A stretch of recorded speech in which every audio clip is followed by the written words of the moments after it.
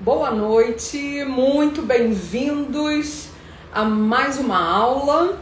Hoje nós falaremos sobre divórcio em 7 passos. Sejam muito bem-vindos.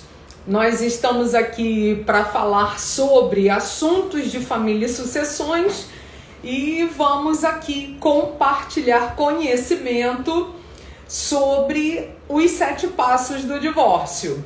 Então, vocês todos são muito bem-vindos, podem fazer as perguntas que quiserem. Nós vamos começar falando sobre o que é o divórcio, sobre o conceito de divórcio, que não deixa de ser um ato formal que põe fim ao casamento, dissolve a sociedade conjugal, conforme prevê o artigo 1571 do Código Civil, e a pessoa casa e para divorciar, para estar desimpedida para casar novamente ou nem casar mais, né? Então precisa formalizar o divórcio. E aí nós vamos aqui conversar sobre o divórcio em 7 passos. Eu também já postei no meu feed informações a respeito do divórcio. Sejam todos muito bem-vindos. Andresa, André, Darlan, Heleno, muito obrigada pela audiência de vocês. Rafael, daqui a pouco a gente vai estar online, né? E vamos conversar sobre o divórcio. Então, o divórcio é necessário para que a pessoa finalize aquele vínculo conjugal com o seu cônjuge. E isso acontece também quando existe uma união estável que precisa ser dissolvida. Então, divórcio põe fim ao casamento. Daí a pessoa às vezes ela está casada no papel, mas ela ainda não se divorciou, está separada de fato. Então nós precisamos analisar a situação como um todo para poder assim entender como é que funciona esse passo a passo do divórcio, né? Então é um instrumento jurídico e judicial, pode ser judicial ou extrajudicial, que vai finalizar aquele vínculo conjugal e podendo haver partilha ou não de bens dentro daquele casamento, tá? Então, primeiro de tudo, nós vamos alinhar as informações. O cliente entra em contato e você vai, eu costumo assim, enviar um formulário para o cliente. Então, esse formulário, ele serve para você ter informações prévias a respeito daquela situação que você vai atender, porque você vai agendar uma consulta que pode ser online, né, para otimizar o tempo de todo mundo, né? Então, o atendimento virtual, ele vale muito a pena porque você otimiza seu tempo, não precisa deslocar-se para atender o cliente. Então, você pode enviar um formulário prévio questionando muito bem-vindo, Janice, Nicolas, Ariela, obrigada, queridos. E assim, a gente pode fazer esse formulário. Por quê?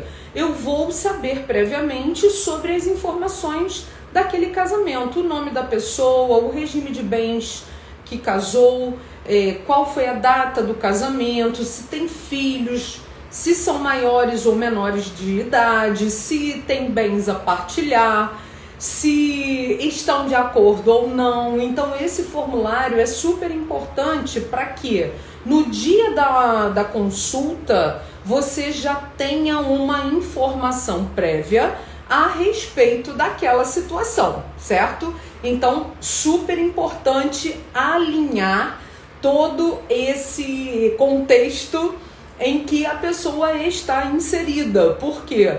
Porque o casamento, gente, é um projeto que as pessoas fazem, né? Um projeto de vida. E quando esse casamento ele chega ao fim, na verdade, é um luto que a pessoa vive.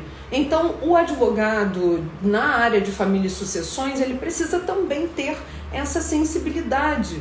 Para quê? Para entender que é o fim de um projeto e que é necessário, às vezes, fechar ciclos para que a pessoa possa também caminhar, né, e prospectar com um enfoque prospectivo, na verdade, a sua vida, né? Então, o projeto do casamento valeu até aqui, tudo bem, vamos terminar da mesma forma que iniciou, tudo na forma de um diálogo, né, de uma conversa, que é sempre o melhor para todos os envolvidos. Então, como é que eu procedo? Então, eu envio o formulário para a pessoa responder esse formulário e vou agendar uma consulta que será cobrada.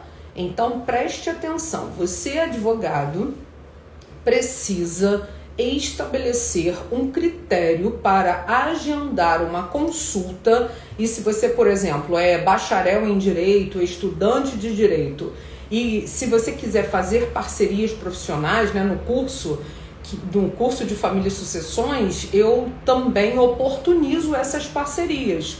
E aí a pessoa não é advogado ainda, né, mas é assistente jurídico. E aí você pode atuar em parceria com um advogado e assim também dividir os honorários, né, para que possa haver um atendimento e você possa entender como é que se faz uma consulta online, como é que você vai prestar aquele atendimento para o seu cliente, como é que são as formas de conversar, de dialogar com aquele cliente, e aí nós vamos assim proceder, tá? Deixa eu ver, esse é o meu problema, não sei cobrar, mas aí é que tá, a gente precisa entender que tudo que a gente adquiriu de conhecimento não veio da noite para o dia, sabe, Andresa? E às vezes as pessoas estão mal acostumadas de você sempre prestar uma informação, e aí a gente precisa também ter uma linha tênue entre a consulta e o conselho. É o que eu falo, você quer uma consulta ou quer um conselho? Então, quando a gente, claro, vai atender uma pessoa, hoje, por exemplo, eu atendi uma cliente, e hoje também teve audiência de divórcio e partilha.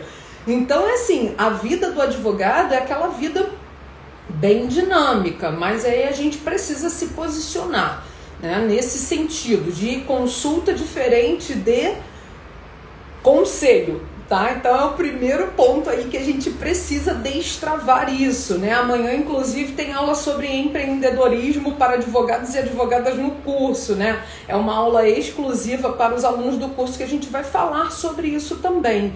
O marketing, o empreendedorismo no direito, né? Então a gente vai falar assim também sobre isso. Eu confundo consulta com didática, tenho cunho educacional. Pois é, Raquel, eu também, né? Por quê? Porque eu sou professora, né? Então, assim, os alunos estão acostumados a falar comigo e, claro, uma informação, tudo bem, sabe? A gente compartilha conhecimento sem problema algum. Mas a gente precisa estabelecer um limite, né? Porque senão a pessoa vai obter todas as suas informações e contrata o outro. E por que às vezes um advogado, ele é consultado e não é contratado? Então a gente precisa entender isso também, porque às vezes a responsabilidade é nossa de não estar fechando aquela proposta de honorários.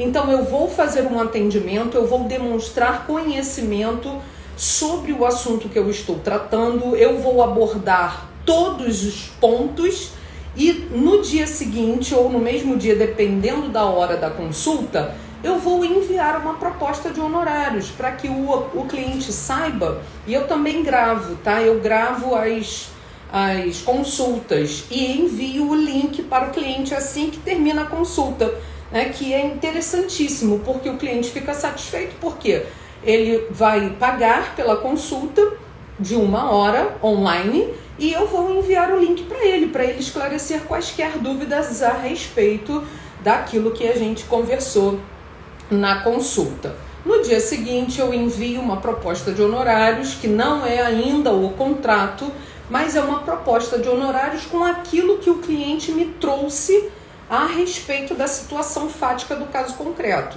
E com certeza, né, nós vamos esclarecer sobre divórcio, sobre partilha, sobre guarda, sobre visita, sobre alimentos, e tudo isso pode ser feito em uma ação única, ainda que seja litigiosa. tá? Então, nós vamos proceder de acordo com os artigos 693 a 699 do Código de Processo Civil. Interessante, né, Lari? E aí a gente vai assim proceder, né? Então, as dúvidas que vocês tiverem, por exemplo, tem advogados iniciando na carreira agora, assistentes jurídicos, né? Então, a gente vai aprendendo com quem faz para poder depois decolar. E é importantíssimo essa informação aqui, né? Esse compartilhamento de conhecimentos, né? Então, o primeiro ponto aí, o primeiro passo é o alinhamento de dados que eu vou obter de acordo com um formulário no Google Forms que eu vou fazer, né? Porque eu tenho um formulário para divórcio, um formulário para alimentos, um formulário para inventário. Eu já criei no Google Forms um formulário para cada tipo de ação. E aí, quando o cliente me procura, né, através de uma mensagem no WhatsApp, o WhatsApp é maravilhoso, gente. Eu também tenho um cartão virtual muito interessante. Depois eu vou colocar nos grupos, os grupos de alunos já tem, mas nos grupos dos interessados nas turmas, eu vou compartilhar com vocês o meu cartão virtual, que ele tem, é só você clicar no ícone, aí você vai ter todas as minhas redes sociais, o site, o WhatsApp. Então o cliente, ele sabe onde vai te procurar.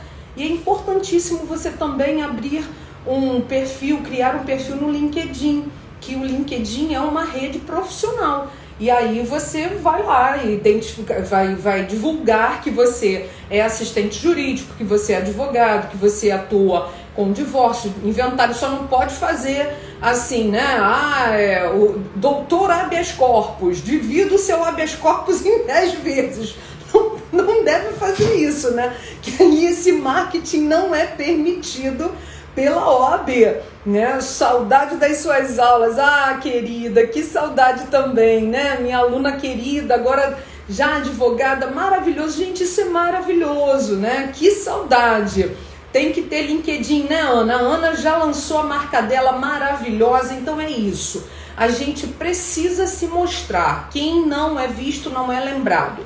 Então, o primeiro passo, alinhamento de dados. Eu vou enviar um formulário para o meu cliente com nome, idade, nem precisa muito de idade, né? Mas pode ser a data do casamento, o regime de bens que casou, a aquisição de bens, se tem filhos, se são menores, se não são. Então, você vai criar um formulário que você vai também respeitar a LGPD, que é a Lei Geral de Proteção de Dados, que você não vai divulgar aqueles dados, você vai informar para o cliente que aqueles dados são só para a informação entre segredo profissional entre advogado e cliente, né? Então a gente precisa também respeitar tanto a Lei Geral de Proteção de Dados Pessoais quanto também a questão do segredo profissional, certo? Então nós vamos respeitar isso. Então, primeiro de tudo é eu saber detalhes sobre aquele meu cliente, o alinhamento de dados através do formulário,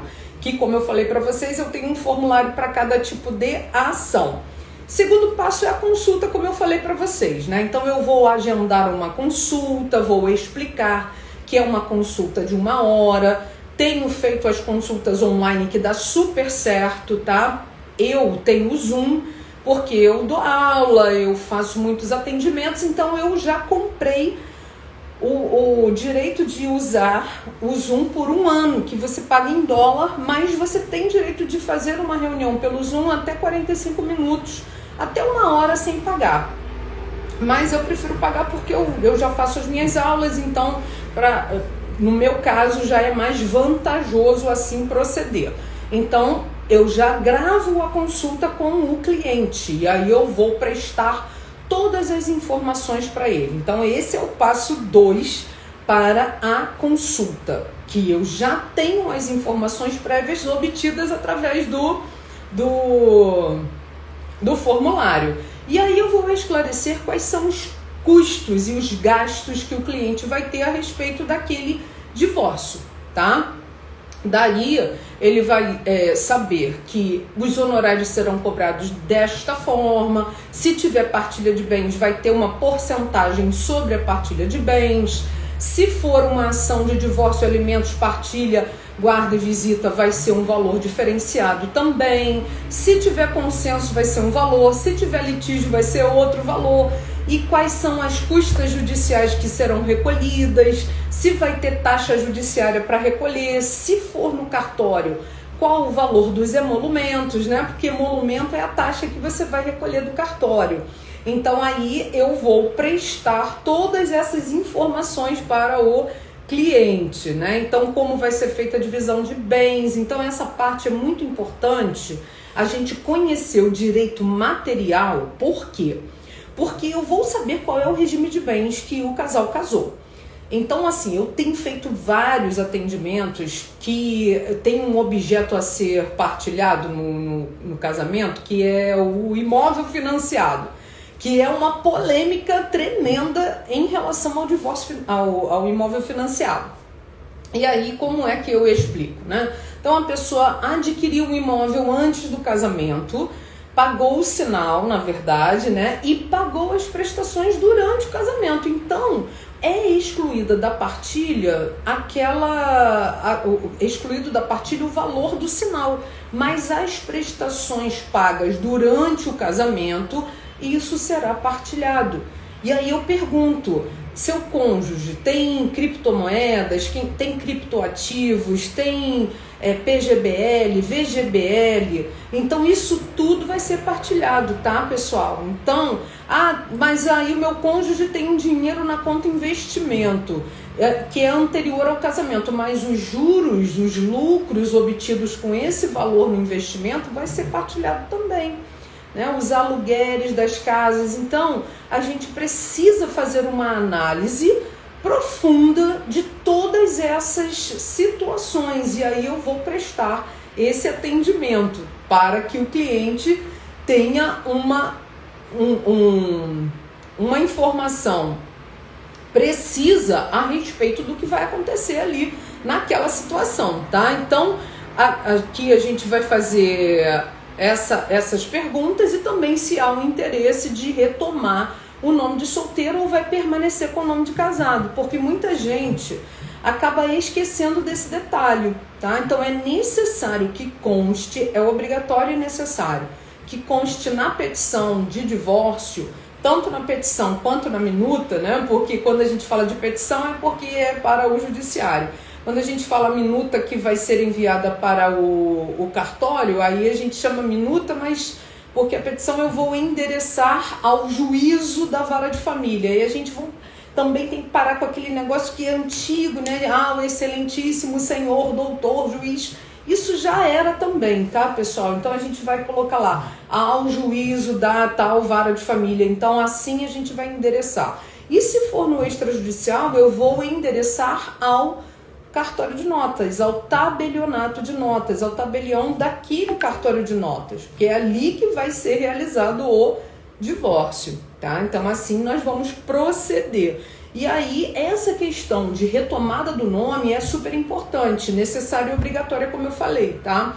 Então, vai retomar o nome de solteiro ou vai permanecer com o nome de casada? Porque isso também vai ter repercussão depois do divórcio, que eu vou já falar, tá? Então, primeiro, alinhamento de dados. Segundo, a consulta que você vai prestar todas essas informações e que nós vamos ter que prestar atenção nesses detalhes todos, né? Quem vai ficar com a guarda dos filhos, como é que vai ser o pensionamento, se vai ter pensão para os filhos e para o ex-cônjuge, como é que vai proceder também a questão dos alimentos. O cônjuge, hoje em dia, é muito difícil ter direito a alimentos, né? Só em casos específicos de alimentos transitórios ou definitivos, em situações muito específicas. Terceiro passo, proposta de honorários. Então, eu vou redigir a proposta de honorários.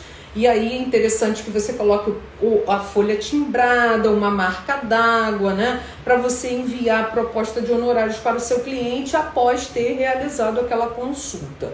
E aí, dependendo do horário que você prestar aquela consulta, você pode fazer no mesmo dia, né? Ou pode ser no dia seguinte. E aí você envia a proposta. Quando o cliente der o aceite, aí sim você vai redigir o contrato de honorários, que é super importante, tá? Então, uma dica aqui super importante: quando for redigir o contrato de honorários, colocar aquelas 2 testemunhas lá ao final do contrato, tá? Por quê?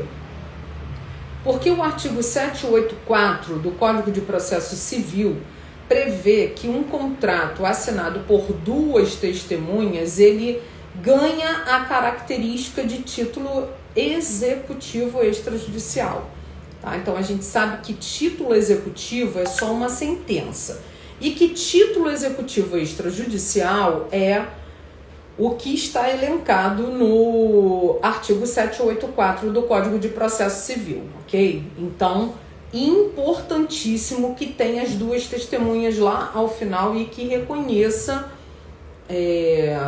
a firma, né, a assinatura daquelas testemunhas, tá? Então, e lembrando também que o advogado tem fé pública, tá, pessoal? Então, o que significa isso? A fé pública, que se você reparar na sua carteira da OAB, está escrito assim, ó: tem fé pública em todo o território nacional. Significa que eu, advogada, dou veracidade aos documentos que eu estou acostando aos autos. Então, eu não preciso autenticar documento.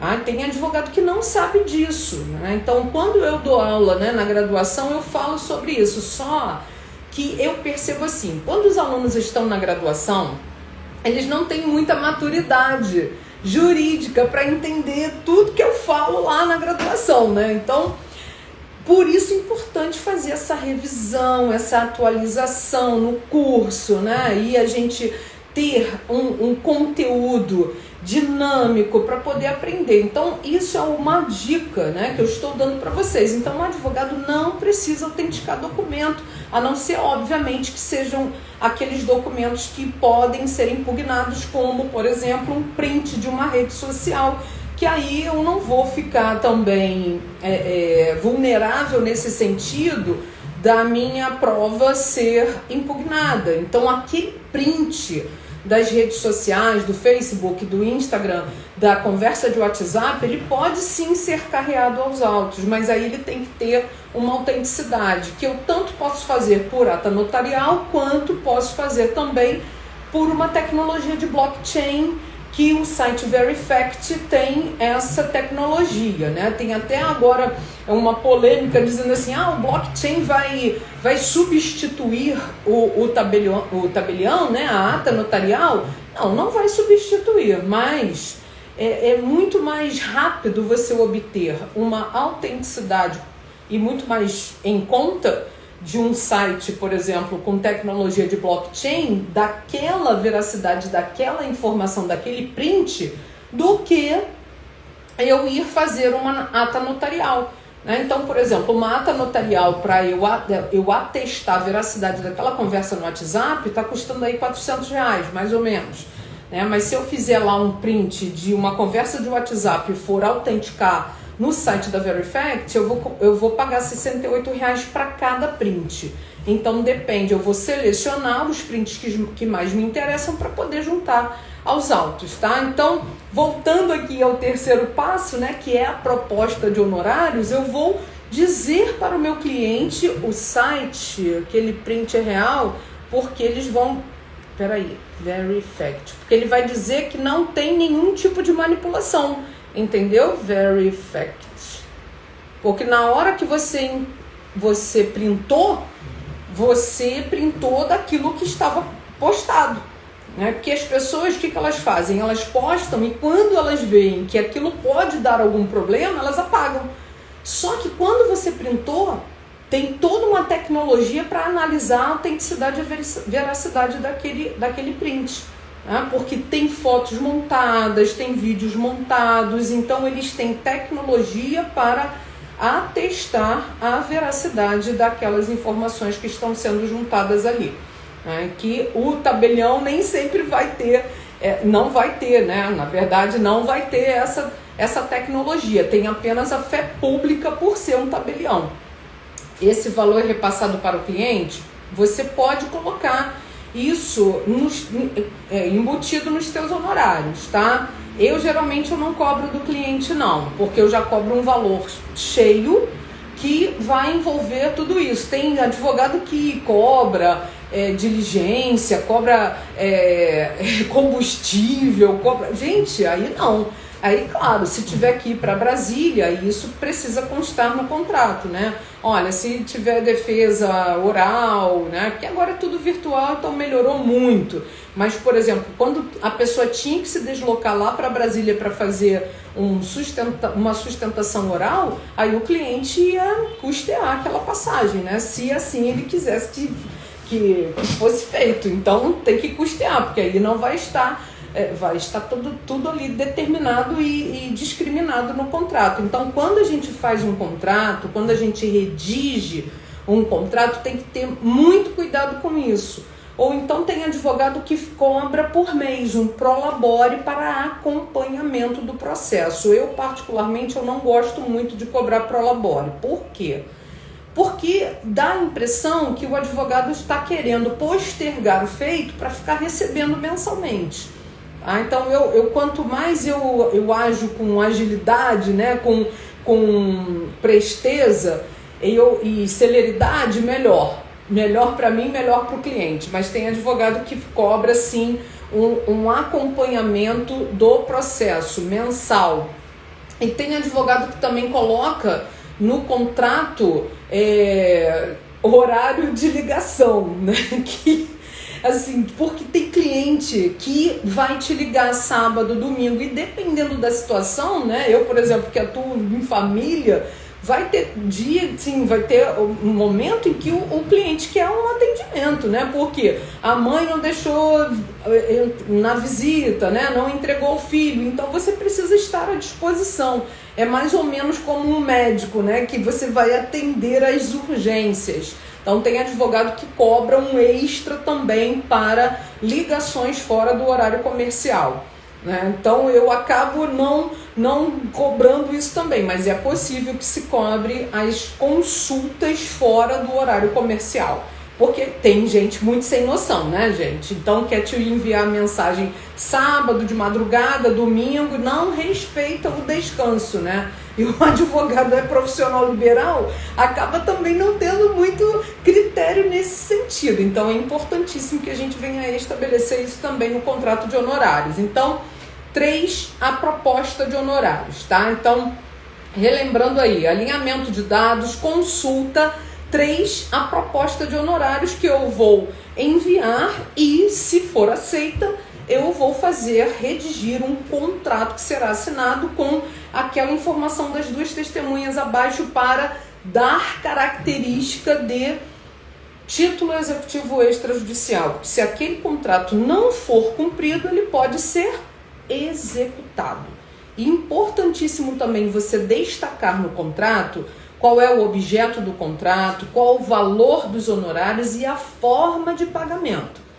Então, para que esteja tudo bem claro, para que não haja depois a pessoa falar, mas eu não sabia que era assim. Não, você sabia que está aqui, né? Então, se não for cumprido o que está aqui, você vai ser executado, né? E eu, antes de executar, né, eu envio uma notificação extrajudicial para dizer para a pessoa, olha, você não cumpriu com a sua obrigação, você está inadimplente. Então, antes que haja uma ação de execução, eu vou te notificar extrajudicialmente para que você tenha a oportunidade de resolver amigavelmente essa situação. Mas isso aí é desagradabilíssimo, mas é raro, mas acontece, né? E a gente precisa também fazer valer o exercício da nossa profissão.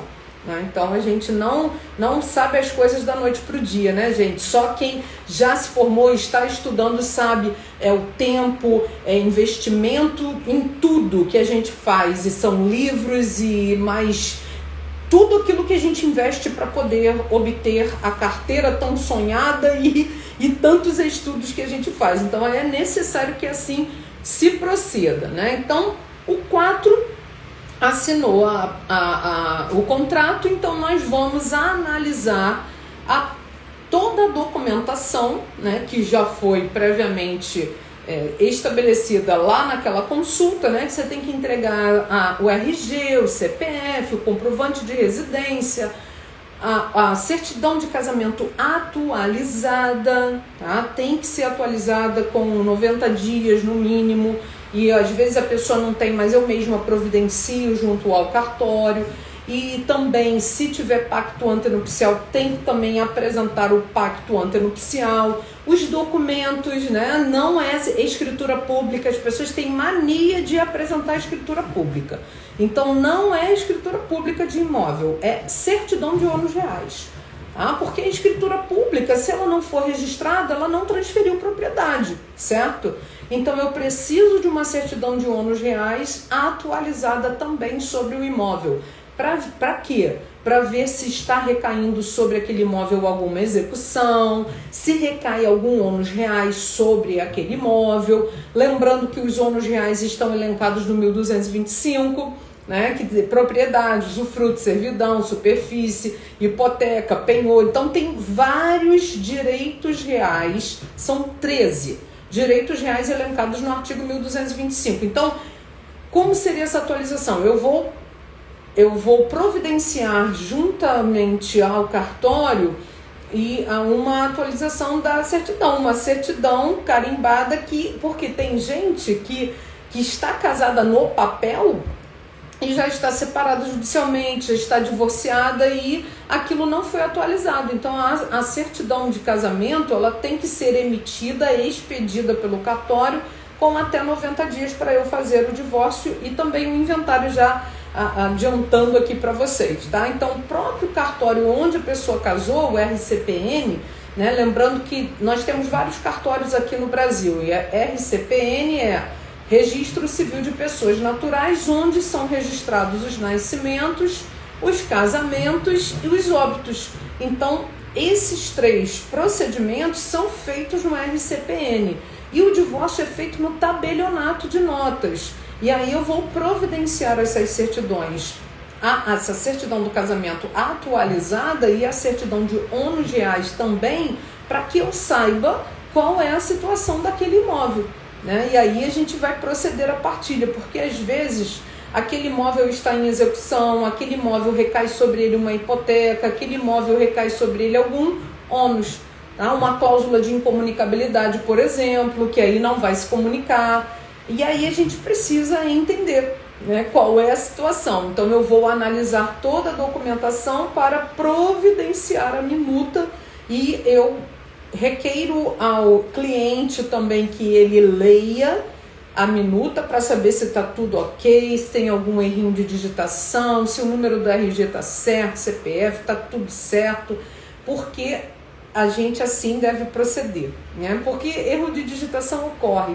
Então a gente precisa também ter a chancela do cliente e às vezes até quando se trata de judiciário, eu até peço para o cliente assinar também na petição, né? Para que depois não dizer que eu não sabia, né? Essa semana que passou agora teve um problema aí da Luísa Mel, né? Em que o advogado ele tomou uma decisão sem consultá-la e ela não gostou, né? Então a gente precisa entender que as decisões que eu vou tomar, claro que eu não vou informar todos os detalhes para o cliente, mas eu dou mais ou menos uma aula para ele. E às vezes, quando é uma ação que envolve sucumbência, eu vou explicar para o cliente que se ele perder a ação, ele vai ter que pagar os honorários do outro advogado. Então é muito importante também que a gente não entre em aventuras jurídicas. É o que eu sempre falo, cuidado. Tá, mas vamos pagar para ver. Mais ou menos isso, vai pagar para ver, né? Por quê? Porque quem perde a ação vai ter que pagar, certo? Então assim a gente vai proceder, entendeu, Andresa? Então a gente vai atualizar a certidão de casamento no próprio registro civil de pessoas naturais e também a certidão de ônus reais para saber qual é a situação do imóvel. Também o documento do carro, né, o documento do automóvel, o extrato bancário, o extrato de contas e investimentos, extrato de PGBL, de VGBL, de previdências privadas, que isso também é partilhado, tá, pessoal? Então, se tem alguma conta no FGTS, se tem indenização trabalhista para receber, olha quanta coisa. Né? E agora tem gente aí que tem bitcoins, né? Na verdade, criptomoedas, que a bitcoins é só uma das espécies das criptomoedas.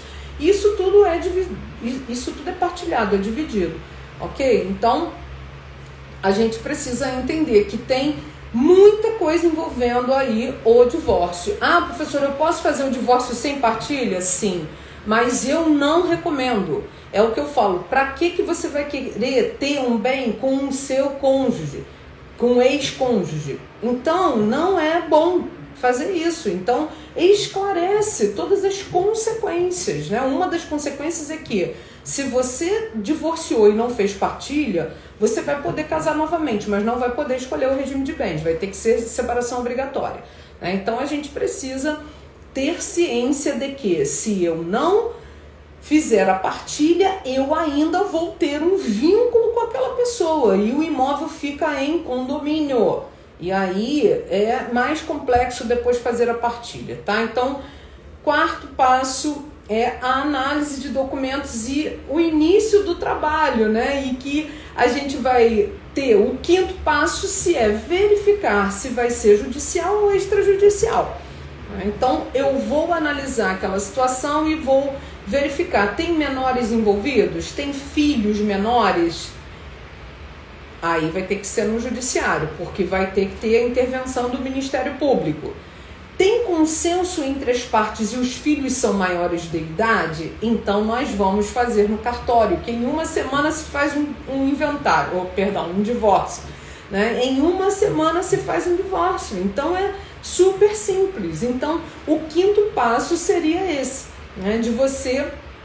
Aqui eu só coloquei aqui, tá, gente, os 7 passos para ser uma coisa simbólica e dar para você um direcionamento de como você vai atuar no exercício da sua profissão, né, como advogado, porque se você demonstrar conhecimento, propriedade no que você está falando, você vai, obviamente, inspirar confiança no seu cliente, né? Então você precisa ser firme nas suas informações e para que tenha credibilidade, para que você tenha credibilidade junto ao seu cliente, certo?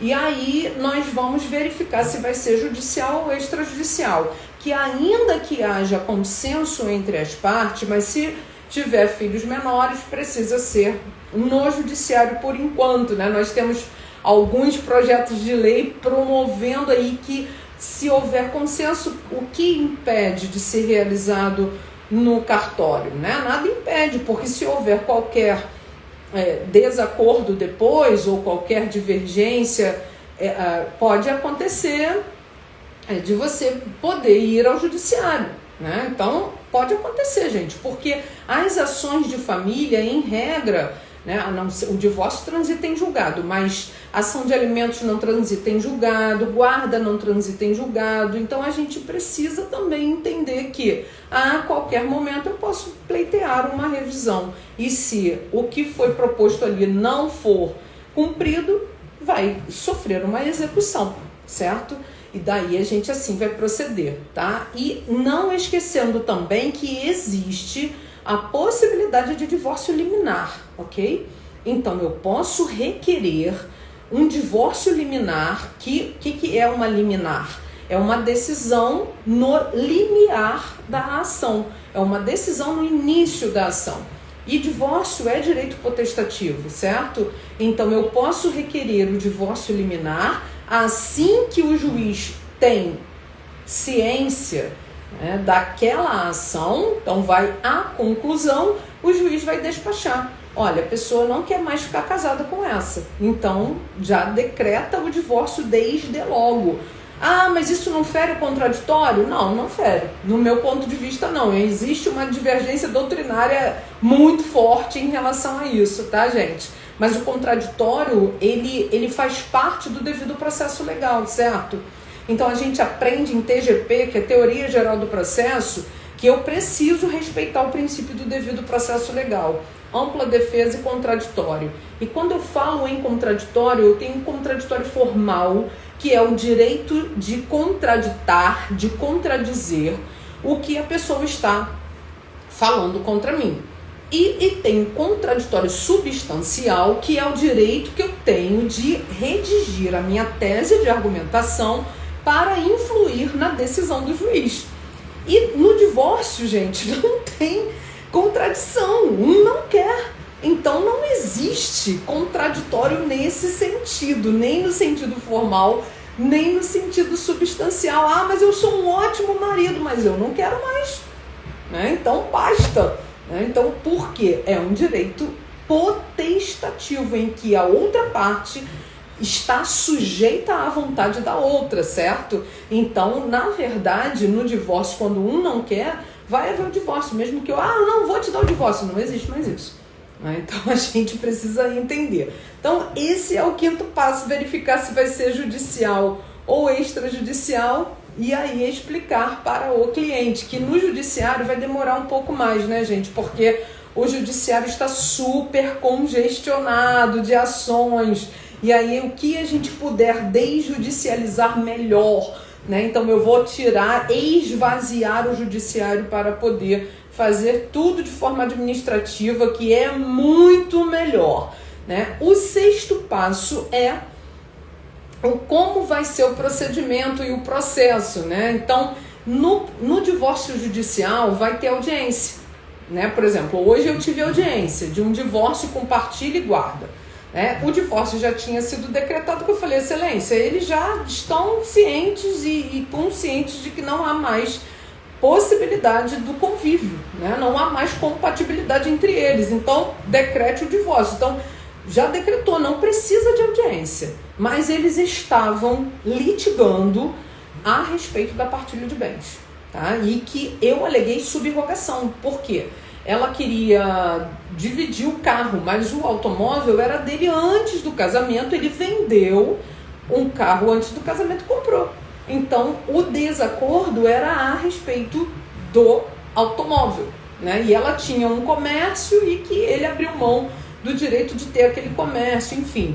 O desacordo era a respeito da partilha do automóvel. Então, fizemos audiência porque a juíza quis ouvi-los pessoalmente, né? Então, assim ocorreu. Então, no divórcio judicial, vai ter audiência, se for litigioso. Mas se for consensual, não vai ter audiência, tá? Então, no máximo, as partes vão ser chamadas ao cartório para assinar no balcão o divórcio, só isso, né? E muitas vezes eu mesma representando os clientes, eu mesma assino por eles e tá tudo certo. E aí o último passo, tá? E perdão, antes de falar o sétimo e último passo, né? No divórcio extrajudicial, eu vou com os meus clientes ao cartório para que o tabelião ou o escrevente leia a escritura em voz alta, a escritura pública de divórcio, e depois todos assinam, os dois e o advogado. Precisa de assistência do advogado, tá? Mesmo sem ele ter subrogado oficialmente, porque carro não tem como subrogar, sabe, Andresa? Porque é difícil. Porque no imóvel tem como subrogar e isso ficar consignado em escritura pública e no registro de imóveis. Por quê? Porque a pessoa vai lá consignar na escritura pública. Hoje, aos 20 dias de outubro de 2021, neste cartório foi estabelecido o negócio jurídico de compra e venda de um imóvel cujo valor é de R$500 mil, porém 200 mil provenientes de um bem particular, né? Então aí eu estou fazendo a subrogação, eu estou substituindo um imóvel pelo outro, certo? E aí eu faço a subrogação e resto consignada em escritura pública. Ah, professora, eu esqueci de fazer a subrogação no meu bem na minha escritura pública. Eu posso fazer hoje? Pode. Você pode fazer um requerimento junto ao registro de imóveis para fazer essa subrogação, tá? Então, dá pra solucionar um monte de coisa, tá, gente? Então, tudo tem solução. Então eu sempre compartilho, porque eu também estou super ligada ao direito registral e notarial, né? Que é o 7º passo, em que nós vamos finalizar aquela questão judicial ou extrajudicial, mas nós vamos entregar o pacote completo para o cliente. Então eu não vou falar assim, olha, acabou aqui, a audiência acabou, tá tudo certo, tchau, muito obrigada. Não, eu vou falar assim, olha, peraí, porque agora no divórcio vai ser expedida uma carta de sentença, você vai ter que levar essa carta de sentença para registro, depois você vai ter que levar lá no cartório onde vocês casaram para fazer a averbação. Averbação significa, né, verbo vem da palavra, né, significa palavra. E aí a averbação significa uma informação que vai vir na certidão de casamento, porque essa certidão de casamento ela será expedida informando que houve divórcio. Então vai ser expedida uma nova certidão de casamento. Então João e Maria eram casados, eles divorciaram e aí está lá, certidão de casamento averbada com divórcio. Então vai estar a informação de que João e Maria casaram em tal dia no cartório X e que divorciaram na data X e que ela passou a usar, né, retomou o nome de solteira. E assim vai ser essa informação. E se tiver partilha de bens, o que eu vou fazer? Vou levar ao registro de imóveis. Por quê? Porque ela vendeu a parte dela para ele, ou ele doou a parte que cabia a ele para ela. Então, tanto pode ser na forma de doação, quanto de compra e venda. Que esse é o 7º passo, tá? Então, o 7º passo é eu resolver tudo da forma judicial ou extrajudicial e providenciar a averbação. Então, eu estava conversando com um colega, né, que ele estava até aqui na live, mas não sei se ainda está, em que ele perguntou, né, a gente estava conversando e aí ele falou assim, poxa, compartilha comigo aqui sua informação a respeito disso. Olha só a situação. João e Maria casados, divorciaram, não tinham filhos, mas tinham um imóvel, que a Maria ficou morando no imóvel, mas não fizeram a partilha. E aí, 9 anos depois, ele morreu, mas só que antes de morrer, ele ajuizou uma ação de partilha para extinção do condomínio entre eles. Então, olha só, ele ajuizou a ação de partilha, ele faleceu, só que ele deixou 2 sobrinhos. Então, a parte que cabe a ele nessa partilha vai para os sobrinhos. Então, por isso é que eu falo, pessoal, olha só, o que tem a ver os sobrinhos com aquilo que eles 2 constituíram como patrimônio em vida. Gente, esse negócio de herança é tão complexo, porque uma pessoa que não teve nada a ver com a aquisição daquele imóvel vai herdar um bem. É muito estranho, mas sabe por quê? Pela inércia das pessoas, pela negligência das pessoas. E aí, para a gente terminar aqui a live, eu pergunto, o que você está precisando fazer para organizar a sua vida? Qual é a atitude que você precisa tomar hoje ainda para você colocar a sua vida em ordem? Né? E se não der tempo hoje, que já está de noite, né? Mas amanhã você começa a agir. Por quê? Porque, gente, como as pessoas se envolvem em coisas complexas, né? E aí demora 10 anos para fazer uma partilha e quer que o advogado resolva em um mês. Então, o advogado não é mágico, gente. Né? Eu tento acelerar o máximo que eu posso, que eu sou uma pessoa que eu sou ligada no 220, eu quero resolver tudo para ontem. Né? Então eu não fico enrolando para fazer as coisas, eu sou executora, eu vou e faço. Né? Agora, tem gente que fica esperando o dia de amanhã. Então, olha, recadinho de hoje, né? Mensagem do dia, não deixe para amanhã o que você pode fazer hoje. Né? E assim também para os clientes, né? Então essa live aqui é voltada para advogados, mas nada impede aqui que você também, como uma pessoa que ainda não é advogado, né? E aí eu te falo, né? Siga nesse rumo, porque é muito bom advogar. Eu amo ser advogada, amo ser professora, porque nós somos agentes modificadores da sociedade. nós podemos ajudar as pessoas a solucionar os problemas delas, né? E se você puder atuar preventivamente, melhor ainda, né? Eu faço consultoria de uma forma preventiva que eu vou evitar que a pessoa se envolva em um conflito, né? Então eu vou orientar a pessoa, eu vou orientar na parte patrimonial, sucessória e por aí, né? Muitas tretas, né? Isso aí, Jonathan, você tá aqui ainda, meu amor, isso mesmo, muito importante, fundamental organizar a vida nesse sentido, com certeza, né? Informações importantíssimas. Então, o último ponto, o último passo para a gente se encaminhar aqui para o final da nossa live, né? Desse compartilhamento maravilhoso de conhecimento aqui, né? É que a gente vai realmente entregar o pacote completo para o cliente. Ele vai ficar super satisfeito. Por quê? Porque você fez o divórcio, você orientou, você fez uma proposta de honorários, você agiu com ética, com justiça, com equidade, com verdade, com transparência. Gente, ninguém sobrevive a uma trajetória em qualquer carreira que seja se não for honesto. A pessoa ela vai ganhar por pouco tempo, mas ela não vai se sustentar. Então só quem tem uma trajetória é que sabe dizer como é difícil a gente constituir aí a credibilidade, e assim a gente deve agir, né? Muito obrigada. E é assim, tá, pessoal? Então nós vamos aprender muito. Eu vou colocar lá nos grupos, né, o cartão virtual, que é importante a gente criar uma marca, a gente criar a nossa identidade, e assim a gente vai fazendo, vai criar um canal no LinkedIn, um perfil no LinkedIn, e já transforma a sua maneira, né, de postar, e aí você vai postando informações que aí você vai também captando clientes nesse sentido. E contem comigo, tá? Então o curso é maravilhoso, a gente compartilha muitos conhecimentos, tem aulas ao vivo.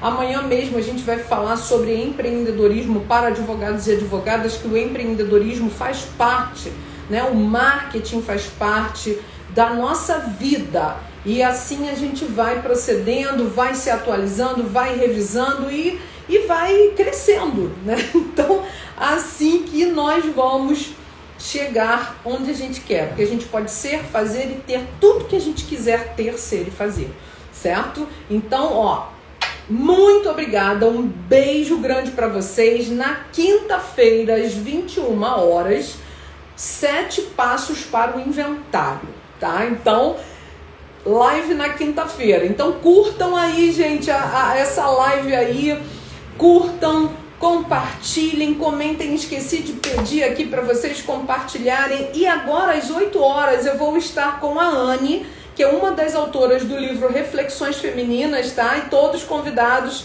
para participar. Vou fazer uma breve participação, porque eu vou dar aula daqui a pouco também em Sulacap.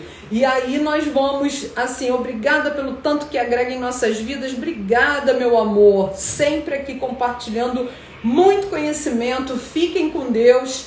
Grande beijo para vocês, tá? E até a próxima quinta. Até daqui a pouquinho. Vou estar em live com a Anne daqui a pouco falando sobre reflexões femininas. Beijos, queridos.